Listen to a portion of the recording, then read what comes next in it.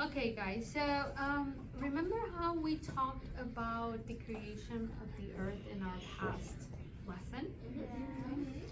And how the planets came about with frog and its voice and insects and the animals, okay? And we talked about the gifts that they were brought and what they did.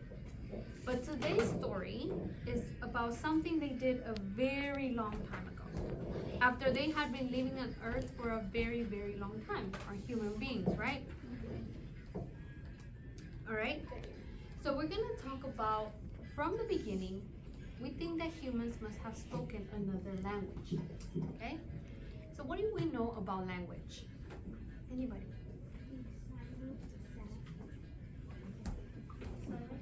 Sign language. Okay. Hi. There's a lot of different types of languages that sound different. Thank you. There's languages like Italian, French, Mexican, and English. Okay. Thank you. Languages are usually used to communicate and show maybe like actions or affections. Very good. Well, let's think further back. Okay, now we know about languages, we know about how people communicate, and we know people communicate in different ways. But let's think about back when we first had our first humans.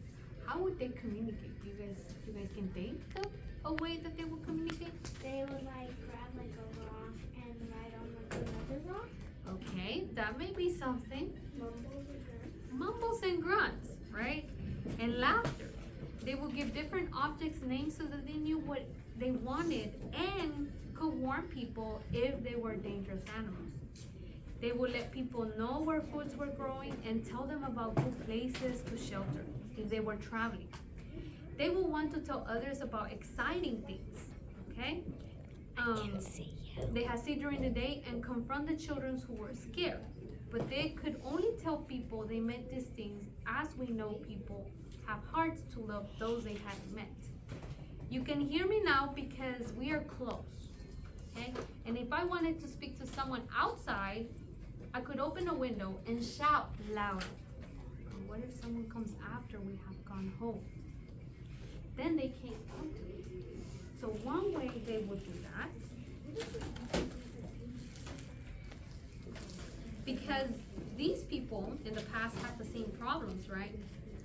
They wanted to leave messages to warn others and tell each other good news. At first, they probably used pebbles. Okay? And the pebbles, okay, would signify maybe a place, like for example, they could talk about a meeting, right? And maybe to them, this could be an example of a round table. People meeting together. Because they didn't know how to say it, maybe this would be let's gather around the fire. But they didn't know how to say it, so they had to find a way to communicate, right? At first, they used their pebbles, arranging them in certain patterns to tell people things. Or they drew pictures in paint. Okay? This would be another way. This would be another form. Arranging them, or they drew pictures. They might have looked a bit like this.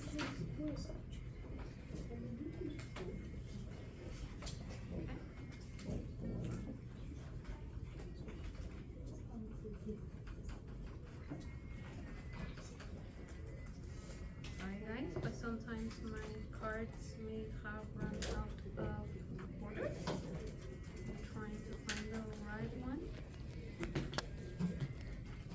Be patient with me, please.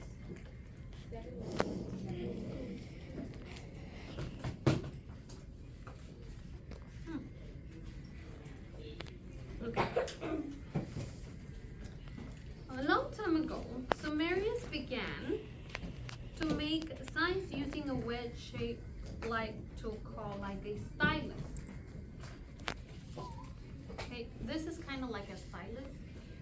It's wood, but this is what it would look like. But it will come from more natural materials, right? Okay. They pushed the tool into soft clay and it made an impression.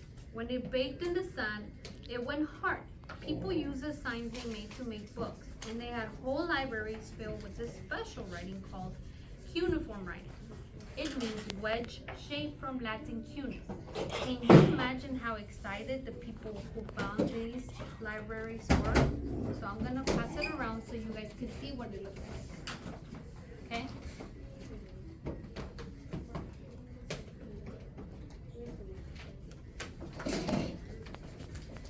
Another group of people who lived in Egypt painted beautiful signs on walls and carved them into stone.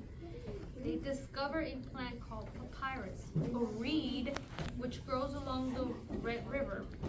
They could use to make paper and made brushes out of plants. So this is what they would create. So I'm gonna pass it around this way.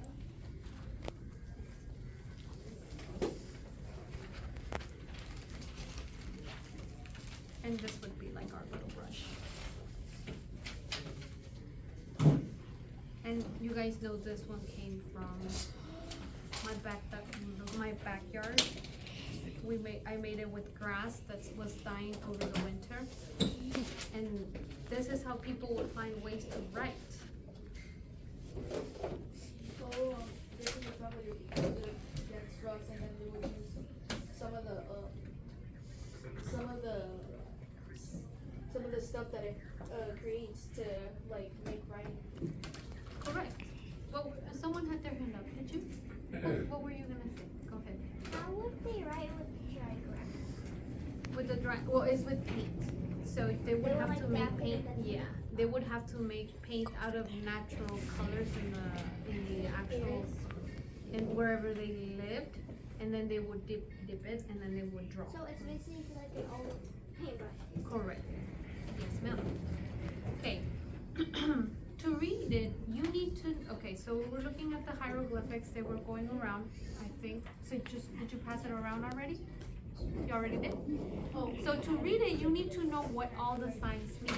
The signs are called hieroglyphics, which means holy carved writing.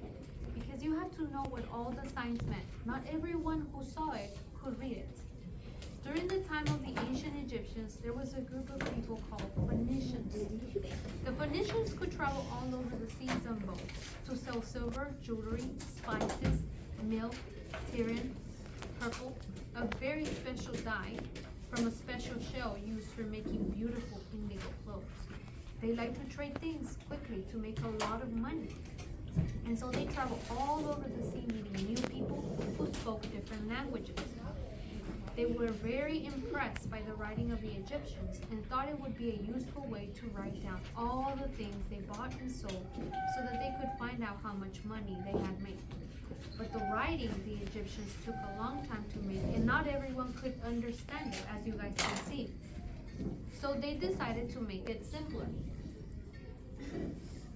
They could see that the Egyptians made messages using some pictures and some signs which told you how the word sounded. The Phoenicians decided that they would draw shapes to show the sounds made when you said the word. We think that they had between 20 or 22 signs which could make the sounds to describe all of the things they bought and sold. The signs look like everyday objects. So this would be an ox. If you turn it around like this, you see it's an ox. Okay, so these are the horns, and this would be the face of the ox. Okay, and then this one would be, I'm not sure what it would look like in there, but this to them it was a house. So, go ahead. The roof is like The top?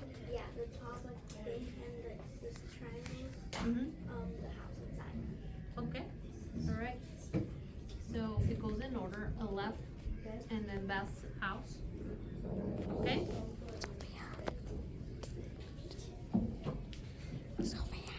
Okay.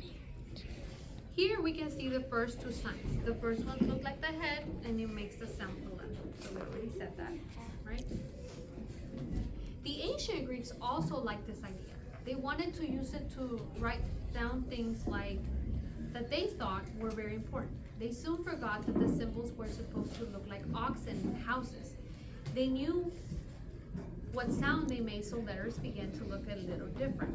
Okay, so this would be, this is still the Phoenician alphabet. Okay, and then our friends, the Greeks, came up with this one. We can, yeah, definitely. Can you pass it around so that they can see it? They want to.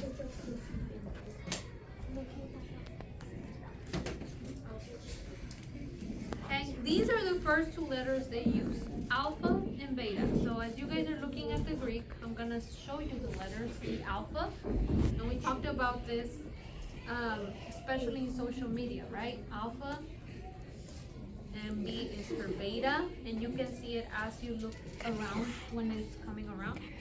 And then, yes, sigma. Okay, so these signs, the Romans came later, okay, and thought having an alphabet was going to be really useful.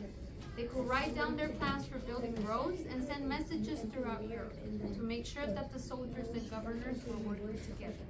Because the Romans liked to make carved words on their favorite buildings, they decided to make letters even simpler than the Greeks.